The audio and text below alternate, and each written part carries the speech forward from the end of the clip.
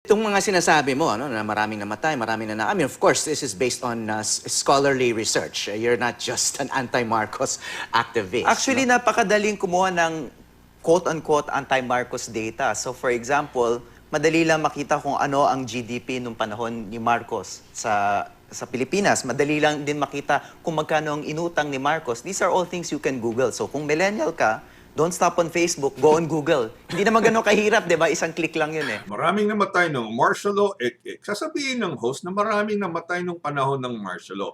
Tapos sasabihin rin ni Claudio na madaling mag-research, wag lang sa Facebook mag-research.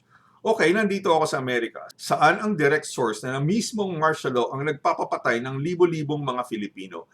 Nasaan ang sinasabi ni Claudio na ang GDP ay may koneksyon sa martial law? Wala, as in wala, dahil ang mga namatay nung panahon ng martial law ay pinatay ng mga mapang-abusong sundalo at mga politiko na ginamit ang batas upang abusuhin ang mga Filipino. Ang martial law, mismong martial law, ay hindi kayang pumatay o manakit. Bakit? Dahil ito ay political principle o isang konsepto na galing sa politika.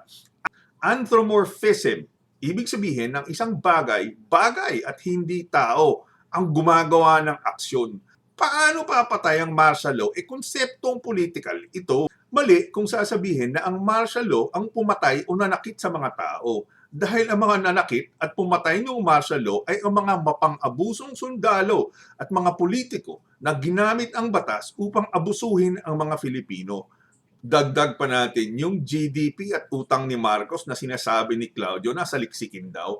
Kaya nga tanong ko ulit, kung gagamit ka ng GDP upang bigyan kahulugan ng martial law, nasaan ang economic theory, economic law o economic principle mula kay Adam Smith, David Ricardo, John Maynard Keynes, Milton Friedman at lahat ng mga Nobel Prize winners in economics kung saan sinusulat nila na ang martial law ay dahilan sa pagbagsak ng ekonomiya ng Pilipinas? Wala!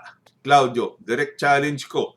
Bigay mo sa akin, galing ayon sa Kyoto University, yung economic theory, economic law, economic principle na may direct link ang martial law at macroeconomics.